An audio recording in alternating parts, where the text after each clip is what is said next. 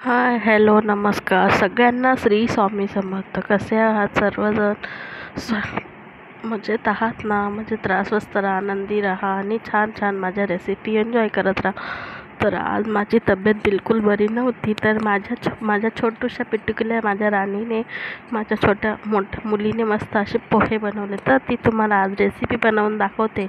माझ्या लेकीला भरभरून प्रेम द्या. मी म्हणलं तुम्हाला खरं सांगू ना, या रेसिपीची चव कुठल्याही जगातल्या पंचपक्वान्नालाही नसेल, अशी भारी तिने पोहे बनवले होते. तर तुम्ही पण बघा.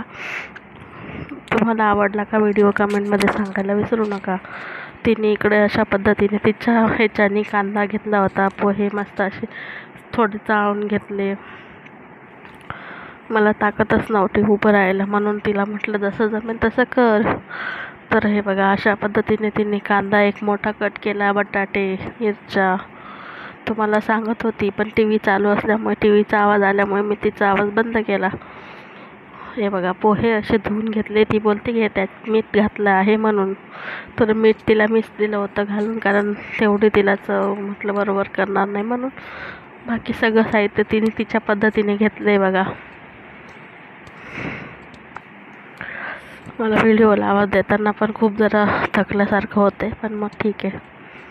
तर बघा मंडळी, अशा पद्धतीने तिने सगळे असे साहित्य घेतलं आहे आणि आपल्याला ते छान छान असे पोहे करून खाऊ घालणार आहे. तर तिने इकडे एक कढई ठेवली होती.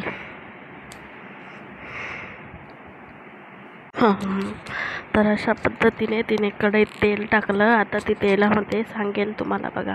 अशा पद्धतीने तिने 2 चमचे, म्हणजे ती मोठीने दाखवत होती, तर तिने तसे 1 मूठ दोन्ही शेंगदाणे आणि वाटाणे घेतले होते बघा. अशा पद्धतीने आता ती त्याने तेलामध्ये फ्राय करून घेतले.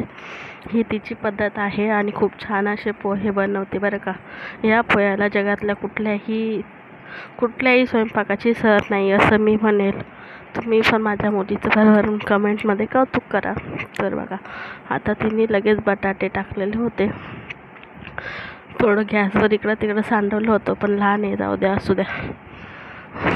बनवलं ते खूप महत्त्वाचं, आणि छान बनवलं ते अधिक महत्त्वाचं. तर तिने खूप छान असा प्रयत्न केलेला आहे. तुम्ही पण ॲप्रिशिएट करा तिच्या प्रयत्नांना.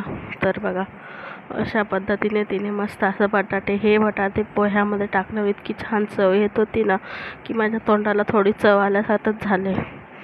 तर मग अशा पद्धतीने तिने छान असा कलर चेंज होईपर्यंत बटाटे हे करून घेतले.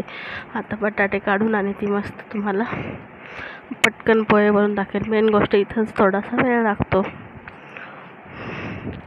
मुलं कसे असतात, आपली मम्मी कशी बनवते ते बघून बघून आणि शिकण्याचा प्रयत्न करतात, तसंच समजू शकता तुम्ही. आणि खूप हुशार आहे ती बघा. अशा पद्धतीने तिने 1 चमचा ते मोहरी घेतली होती. तिला म्हटलं बाळा लांबून टाक, तेल गरम आहे. तर ती तसंच करत होती.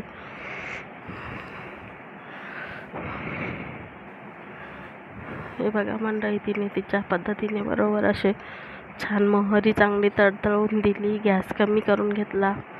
आता त्याच्यात ती टाकणार आहे तुम्हाला दाखवल्याप्रमाणे व्हिडिओमध्ये. अशा प्रकारे मिरची केली आहे. बरोबर, मिरची अशी फ्राय झाली आहे. आता आपण या मिरची टाकूया